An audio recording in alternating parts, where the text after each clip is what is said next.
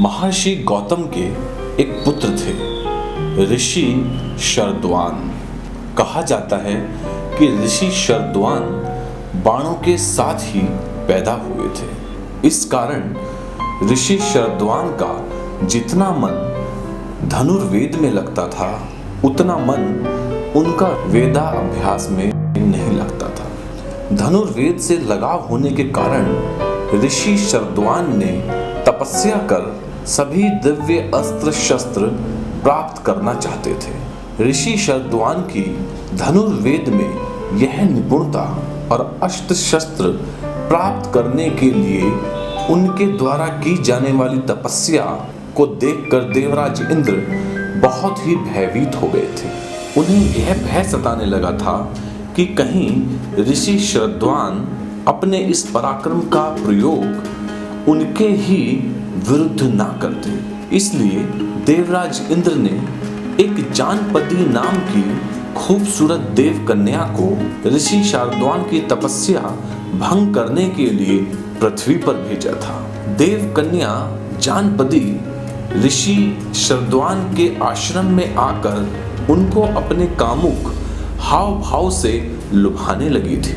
जानपदी के उन कामुक हाव भाव को देखकर ऋषि शरद्वान के शरीर में कपकपी आने लगी थी। इसलिए उसकी कामुक अवस्था को देखकर उनके धनुष बाण उनके हाथों से गिर गए थे। परंतु तपस्वी शरद्वान ने बहुत जल्द ही अपनी उन दुर्भावनाओं पर नियंत्रण पा लिया था। लेकिन ऋषि शरद्वान के मन में काम विकार तो उत्पन्न हो ही गया था। इस कारण अनजाने में ही ऋषि शरद्वान का शुक्रपात हो गया था। ऋषि शरद्वान का वह वीर सरकंडों पे जाके गिरा था। इस कारण वह वीर सरकंडों से कटकर दो भागों में विभक्त हो गया था, जिससे उस वीर के उन दोनों भागों से एक कन्या और एक बालक की उत्पत्ति हुई थी। ऋषि शरद्वान तो उसी समय ही देव कन्या जानपदी के कारण अपने उस आश्रम को छोड़कर चले गए थे और ऋषि शरद्वान के जाने के बाद देव कन्या जानपदी भी अपने देवलोक को चली गई थी। इस कारण ऋषि शरद्वान के वीर से उत्पन्न हुए उनके पुत्र और पुत्री वहीं पर पड़े रहे थे।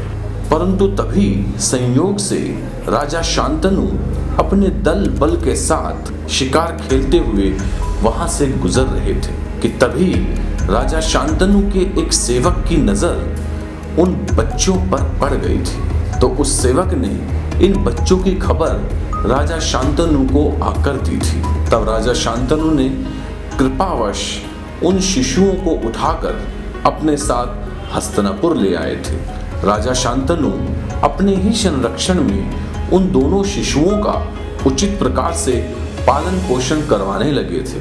उन दोनों शिशुओं में से बालक का नाम कृप रखा गया था और बालिका का नाम कृपी रखा गया था।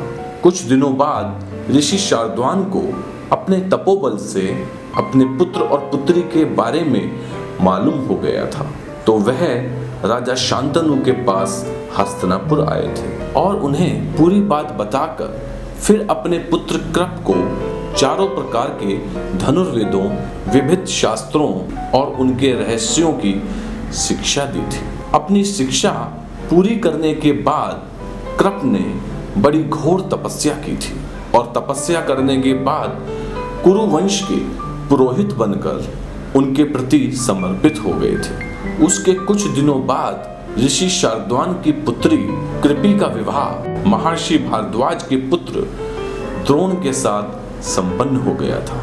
गुरु कृप कौरवों और पांडवों दोनों बालकों को समान रूप से धनुर्वेद की शिक्षा देने लगे थे और सभी बालक बड़ा ही मन लगाकर उनसे धनुर्वेद की शिक्षा प्राप्त कर रहे थे। कौरवों और पांडवों की यह शिक्षा उनके पितामह भीष्म के संरक्षण में चल रही थी। इसलिए भीष्म जी उन सभी पर अपनी पूरी निगाह रखते थे। जब सभी कौरव और पांडव बालक गुरु कृपाचार्य से शिक्षा ले चुके थे तो भीष्म जी को यह लगा था कि इन बालकों को इससे भी अधिक अस्त्रों और शस्त्रों का ज्ञान प्राप्त होना चाहिए। इसलिए वह धनुर्विद्या का कोई दूसरा विशेषज्ञ ढूंढने लगे थे। तभी कौरवों और पांडवों बालकों द्वारा उन्हें पता चला था कि कोई बहुत बड़ा धनुर्वेद का विशेषज्ञ उनके राज्य हस्तिनापुर में आया है। उन बालकों ने अपने पितामह भीष्म को उस धनुर्वेद के विशेषज्ञ का जिस प्रकार का विवरण सुनाया था, उससे भीष्म जी समझ गए थे कि हो ना हो यह बालक जिसकी बात कर रहे हैं वह महर्षि भारद्वाज पुत्र द्रोण ही है।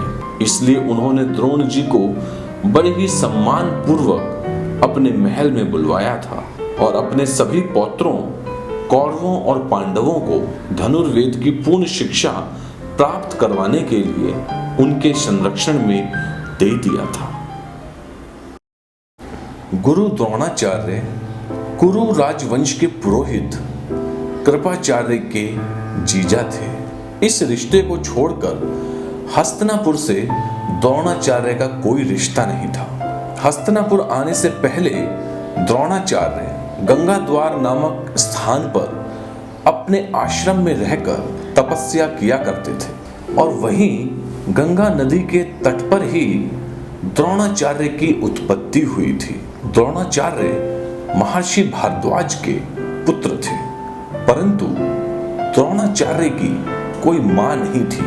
द्रोणाचार्य के जन्म से पहले एक बार उनके पिता महर्षि भारद्वाज अपने गंगा द्वार के आश्रम में एक यज्ञ कर रहे थे। एक दिन महर्षि भारद्वाज सभी ऋषियों के साथ गंगा नदी में स्नान करने के लिए आए थे कि तभी उनकी नजर गंगा स्नान करके निकलते हुई एक अप्सरा घृताची पर पड़ गई थी। भीगे हुए वस्त्रों में लिपटी घृताची को देखकर महर्षि भारद्वाज के मन में काम वासना जाग उठी थी। इस कारण महर्षि भारद्वाज का वीर्य स्खलित हो गया था। महर्षि भारद्वाज को अपने वीर्य के स्खलित होने का पहले से ही आभास हो गया था।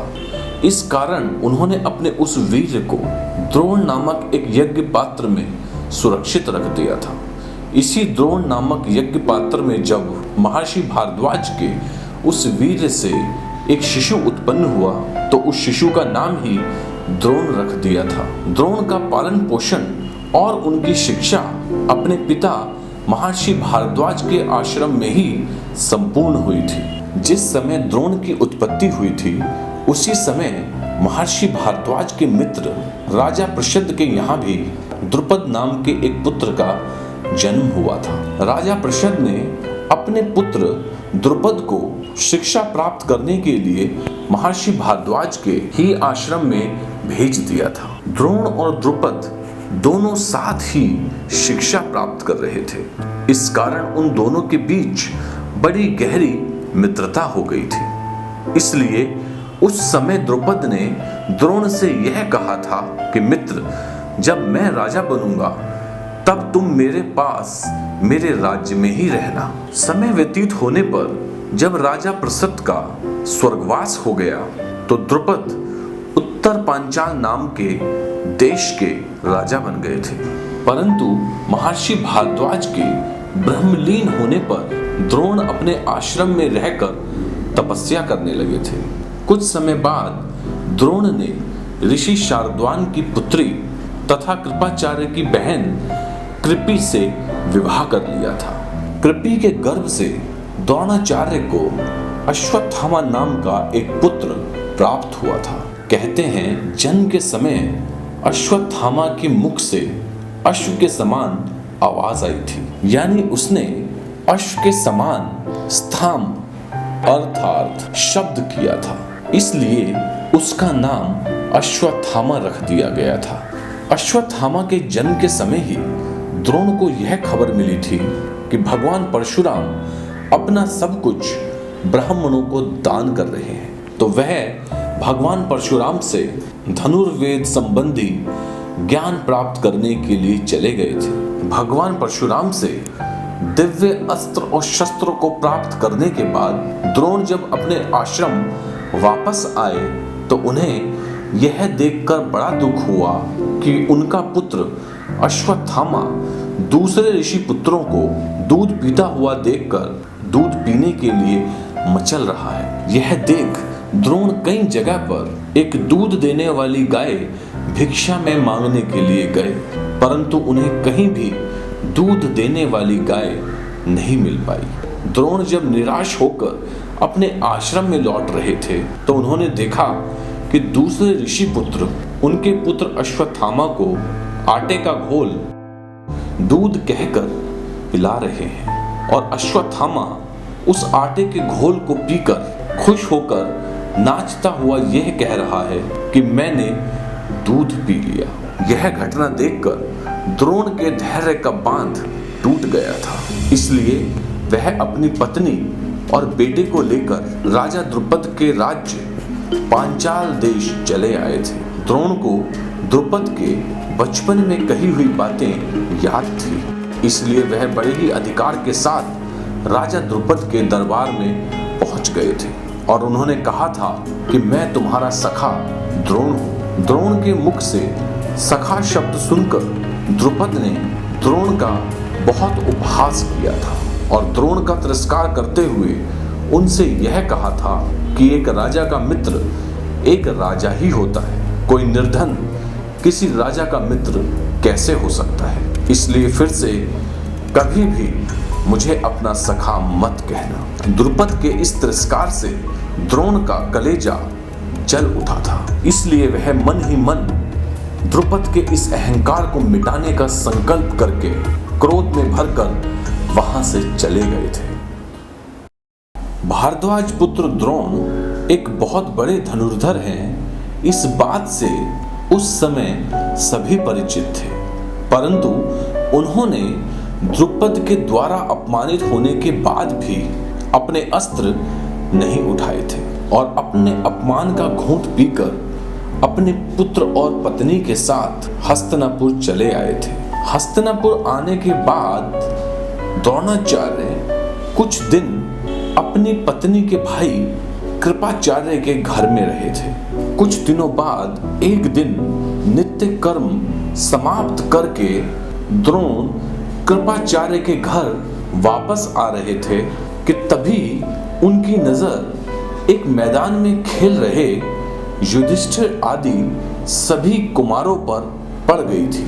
उन्होंने देखा कि उन राजकुमारों की गेंद एक कुएं में गिर गई है और वह सभी राजकुमार अपनी गेंद को निकाल नहीं पा रहे हैं। तब द्रोण ने उन सभी से यह कहा था कि धिक्कार है तुम्हारे क्षत्रिय बल और अस्त्र कौशल पर, तुम लोग एक कुएं से एक गेंद भी नहीं निकाल सकते। यह बोलते हुए द्रोण ने अपनी अंगूठी भी उस कुएं में डाल दी थी और उनसे कहा था कि देखो मैं अपनी अंगूठी और तुम्हारी गेंद को कैसे कुएं से बाहर निकालता हूं। यह कहकर द्रोण ने कुछ सीखें अपने हाथ में उठाई और उन्हें मंत्र से अभिमंत्रित करके एक सीख से कुएं में पड़ी गेंद को छेद दिया, फिर दूसरी सीख से पहली सीख को छेद दिया। इस प्रकार अन्य सीखों से गेंद में छिदी सीखों को छेद कर पहले गेंद को फिर अपनी अंगूठी को कुएं से बाहर निकाल लिया था। द्रोण के ऐसा करने से सारे राजकुमार हैरत में पड़ गए थे और द्रोण से उनका परिचय पूछने लगे थे। तब द्रोण ने उन राजकुमारों से यही कहा था कि तुम सभी इस घटना के बारे में अपने पितामह भीष्म को बताना, तो वह मुझे अवश्य ही पहचान जाएंगे। सभी राजकुमारों ने महल में आकर जब यह घटना भीष्म को बताई थी तो भीष्म समझ गए थे कि हो ना हो महारथी द्रोण ही हस्तिनापुर पधारे हैं। तब उन्होंने यह निश्चय किया था कि मुझे इन राजकुमारों को द्रोण से ही आगे के अस्त्र शस्त्रों की शिक्षा दिलानी चाहिए। इसलिए वह स्वयं ही आकर द्रोण को अपने साथ लिवा ले गए थे और उनका खूब स्वागत सत्कार किया था और फिर उन्हें रहने के लिए एक बड़ा सा भवन और बहुत सा धन देकर सभी कौरव और पांडव राजकुमारों को शिक्षा देने की जिम्मेदारी उन पर सौंप दी थी। इस प्रकार धृतराष्ट्र और पांडु के सभी पुत्र द्रोणाचार्य से शिक्षा प्राप्त करने लगे थे। द्रुपद द्वारा हुए अपने अपमान को द्रोणाचार्य भुला नहीं पा रहे थे। इस कारण उन्होंने एक बार अपने सभी शिष्यों को यह कहा था कि मेरे मन में एक इच्छा है। अस्त्र शिक्षा समाप्त होने के बाद तुम सबको मेरी वह इच्छा पूर्ण करनी होगी। आचार्य द्रोण की यह बात सुनकर सभी राजकुमार कुछ भी नहीं बोल पाए थे, परंतु अर्जुन ने बड़े ही उत्साह के साथ अपने आचार्य की इच्छा को पूर्ण करने की प्रतिज्ञा कर ली थी, जिससे द्रोणाचार्य अर्जुन पर बड़े ही प्रसन्न हो गए थे और अर्जुन को उन्होंने अपने हृदय से लगा लिया था।